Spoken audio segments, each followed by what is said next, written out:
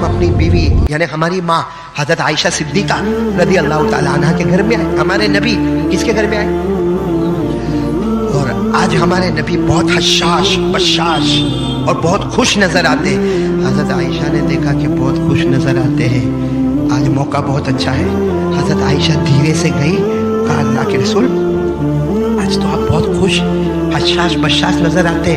फरमाया हाँ, क्योंकि अल्लाह ने बहुत अच्छी अच्छी आयतें मुझ पर उतारी है। बोलो सुभान अल्लाह। तो हजरत आयशा ने फरमाया एक बात कहूँ, आज तक मैंने कहा नहीं, बीवी हूँ मैं, आपकी बीवी हूँ, उम्मत की माँ हूँ, आपकी बीवी हूँ, एक बात कहूँ जो आज तक मैंने कहा नहीं। अल्लाह के रसूल ने फरमाया बोल बोल आयशा क्या बोलना, कह दे कह दे। हजरत आयशा ने फरमाया मेरे लिए मगफिरत की दुआ कर दो ना, क्योंकि आप कर देंगे जमीन पर आसमान पर मेरी मगफिरत हो जाएगी। उसी वक्त हमारे नबी ने हाथ उठाए, बोलो सुभान अल्लाह। यो हाथ उठाए और हमारे नबी ने दुआ मांगी, अल्लाहुम्मा गफिर li आयशा, अल्लाहुम्मा गफिर li आयशा मा तक़द्दमत व मा तअख़रत व मा असरत व मा अअलनत। हमारे नबी सल्लल्लाहु अलैहि वसल्लम ने उसी वक्त हाथ उठाकर कहा, ए अल्लाह मेरी बीवी आयशा को माफ कर दे, अगला भी माफ कर दे, पिछला भी माफ कर दे, जाहिर भी माफ कर दे, बातिन भी माफ कर दे, अल्लाह मेरी आयशा को माफ कर दे।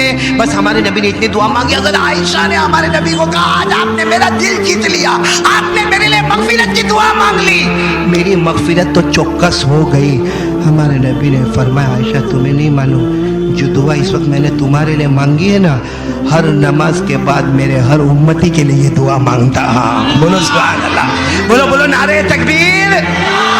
अल्लाह के रसूल ने फरमाया, अल्लाह के रसूल पाक सल्लल्लाहु अलैहि वसल्लम ने फरमाया आयशा अल्लाह तालमी, फरमाया आयशा तुम्हें नहीं मालूम जो दुआ मैंने तुम्हारे लिए मांगी, मैं हर नमाज के बाद हर उम्मती के लिए ये दुआ मांगता हूँ। करम आयशा पर हो गया, रहम उम्मत पर हो।